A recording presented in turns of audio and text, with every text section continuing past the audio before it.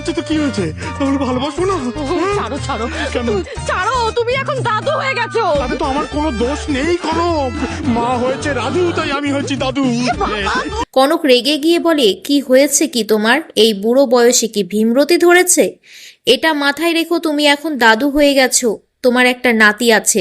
রাজীববাবু বলে, বয়স বেড়েছে তো কি হয়েছে, তাই বলে কি মন থেকে ভালোবাসা চলে গেছে? এতে আমার তো কোনো দোষ নেই। মা হয়েছে রাধু আর আমি হয়েছি দাদু। রাহুল সেই সময় হঠাৎ ঘরে ঢুকে বলে, তোমরা এভাবে ঘরে দরজা লাগিয়ে কি বলছিলে? আমাকে দেখে তোমরা চুপচাপ হয়ে গেলে কেন? আর বাবা কেন ভয় পেয়ে গেলে হঠাৎ? আমাকে বলো, কি করছিলে তোমরা? রাতের অন্ধকারে ছাদে পিকনিক হবে বলে সবাই আনন্দে হইচই করে। রাহি ভাবতে থাকে, এদের মুখের হাসি দেখে কি শান্তি যে লাগছে। তখন রাহুল রাহির পাশে এসে বলে, কি ভাবছো তুমি, বলো তো আমাকে। অন্যদিকে রাজীববাবু কনকের কাছে যায়